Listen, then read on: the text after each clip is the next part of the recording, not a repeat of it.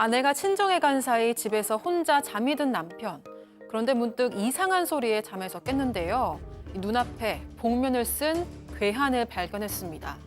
뭔가 강도라고 하기에는 어수룩해 보이는 이 침입자. 결국 두 사람은 치열한 몸싸움까지 벌였는데요.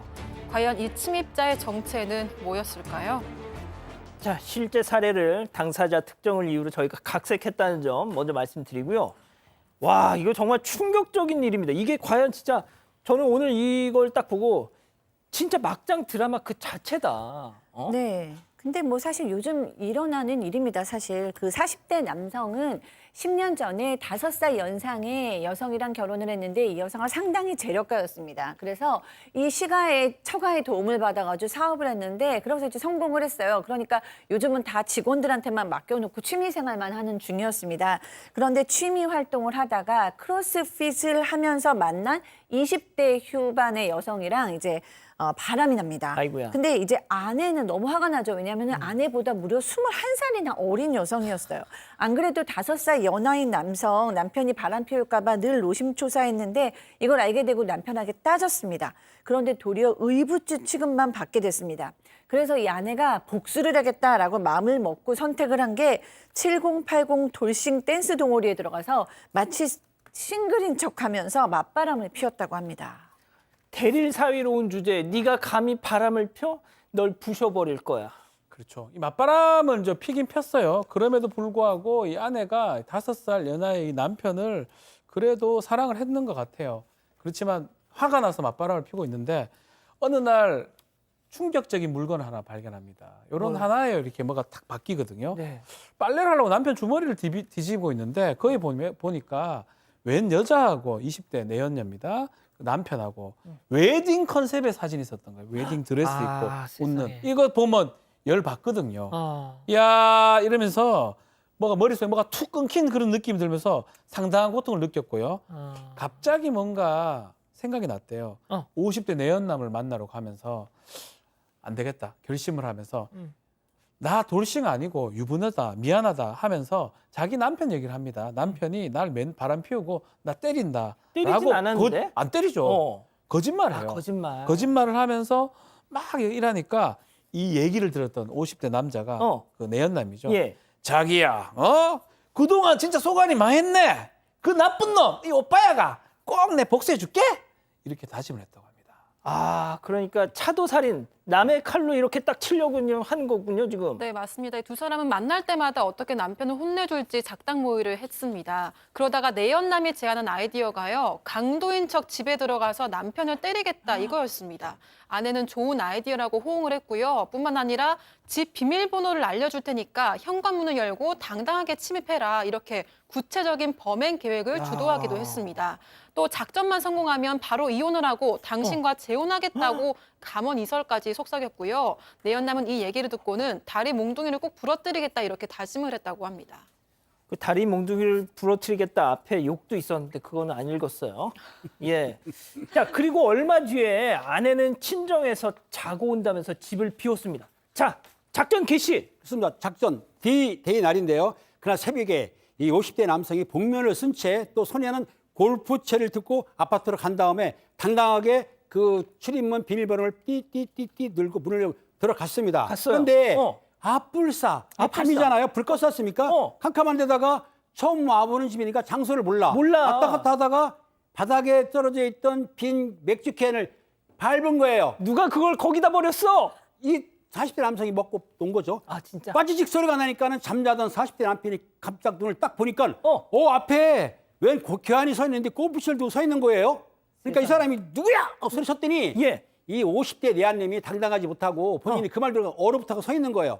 그래서 방 안에서 두 사람이 심야의 격투가 벌어졌습니다. 격투가 벌어졌는데 과연 누가 이겼을까요? 이거는 40대 젊기도 하지만은 이 남성이 좀 크로스핏이라고 운동을 좀 많이 했어요. 당연히 남성이 이겼겠죠. 그래서 경찰에 신고를 했고 경찰이 출동해가지고 이 남성을 주거 침입 등 여러 가지 범죄를 해서 체포를 했다고 합니다. 자, 이 내연남 싸움 실력은 정말 꽝이었지만 그래도 가슴속 순정 하나만큼은 진짜 뜨거웠습니다. 네, 경찰에 붙잡히고 나서요. 이 내연남은 모든 죄를 독박으로 쓰겠다면서 이 아내에 대해서는 정말 입을 꾹 다물었다고 합니다. 하지만 경찰은 내연남이 집 비밀번호를 알고 있었다는 점에 대해서 의문을 제기했고 뭔가가 있을 거라는 생각에 아내를 강하게 신문을 했습니다.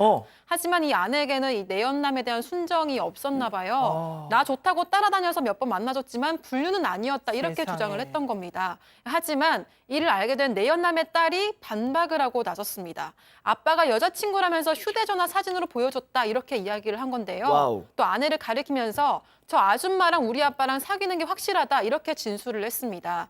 묵비권을 행사하던 내연남도 결국 딸의 오랜 설득 끝에 자초지종을 털어놓게 됐다고 합니다. 아, 그러니까 딸이 아빠가 왜 그걸 다 뒤집어 쓰려 그래? 저 아줌마 사귄 거 맞잖아. 이렇게 막 하니까 그제서야 이 내연남이 다 털어놓은 겁니다. 자, 결국 내연남의 입을 통해서 남편까지 모든 사건의 전말을 알게 되는데요. 자, 1차전은 맞바람이었죠. 2차전 강도 폭행, 과연 3차전 또 어떤 일이 벌어졌는지 별별 극장에서 준비했습니다. 레디 액션!